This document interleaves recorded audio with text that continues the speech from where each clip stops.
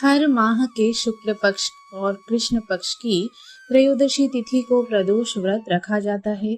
वैशाख महीने के शुक्ल पक्ष की त्रयोदशी तिथि पर मई का पहला प्रदोष व्रत रखा जाएगा। इस बार यह तिथि शुक्रवार को पड़ रही है, जिसके कारण इसे शुक्र प्रदोष कहा जाएगा। प्रदोष व्रत में दिन भर उपवास रखा जाता है और शाम को भगवान शिव की विशेष पूजा की जाती है। मान्यता है कि इस व्रत के प्रभाव से जीवन के सभी दोष समाप्त होते हैं और शिव जी की कृपा से इच्छाएं पूर्ण होती हैं। ऐसे में आइए जानते हैं मई का पहला प्रदोष व्रत किस दिन रखा जाएगा। पंचांग के अनुसार वैशाख शुक्ल त्रयोदशी तिथि का आरंभ 9 मई को दोपहर के 2:56 से आरंभ होगा और यह 10 मई शाम के 5:29 बजे तक रहेगी। इस आधार पर व्रत 9 मई शुक्रवार के दिन रखा जाएगा। इस बार शुक्र प्रदोष व्रत पर व्रज योग और हस्त नक्षत्र का संयोग बन रहा है। इस दिन संध्या पूजा के लिए करीब 2 घंटे से अधिक का शुभ समय रहेगा। इस दिन प्रदोष समय शाम के 7:01 से रात के 9:08 तक रहेगा, जिसकी अवधि 2 घंटे 6 मिनट के लिए रहने वाली है। प्रदोष पूजा के लिए शुभ मुहूर्त इसे ही माना जाता है। धार्मिक मान्यताओं के अनुसार त्रयोदशी तिथि को प्रदोष काल में यानी सूर्यास्त के बाद जब अंधेरा होने लगता है, भगवान शिव प्रसन्न होकर कैलाश पर नृत्य करते हैं।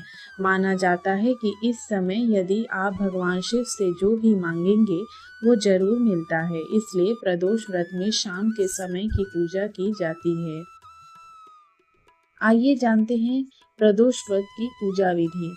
प्रदोष व्रत के दिन सूर्योदय से पहले उठकर सभी कामों से निवृत्त होकर स्नान करने, इसके बाद साफ सुथरे वस्त्र धारण करके महादेव का मनन करते हुए व्रत का संकल्प ले।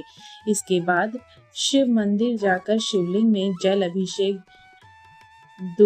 दुग्ध अभिषेक करे।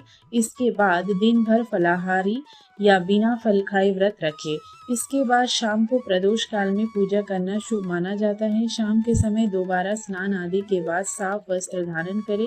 इसके बाद पूजा स्थल को गंगा जल से पवित्र कर सबसे पहले गणेश जी की पूजा करें। इसके बाद भगवान शिव की पूजा आरंभ करें। शंकर जी को गाय के दूध, घी, गंगा जल, दही, शहद, शक्कर आदि से अभिषेक कराएं। अगर आपको कुछ भी उपलब्ध ना हो तो सिर्फ 1 लोटा जल से शिव जी को आप पूजा कर सकते हैं। इसके बाद फल, फूल, माला, सफेद चंदन, धतूरा, बेलपत्र, भस्म, अक्षत, कलावा, आँख के फूल, जनेऊ, धूप जला दे। फिर शिव जी के मंत्र चालीसा के साथ प्रदोष व्रत कथा का पाठ करें। अंत में विधिवत तरीके से शिव आरती करके भूल चूक के लिए माफी मांग लें। पौराणिक कथाओं के अनुसार क्षय रोग होने पर चंद्रदेव ने भगवान शिव की पूजा की थी और शिव जी की कृपा से उनके सभी दोष मिट गए थे। इसी तरह जो लोग प्रदोष व्रत करते हैं या रखते हैं, भगवान उनके सभी दुखों को दूर करते हैं। ओम नमः शिवाय।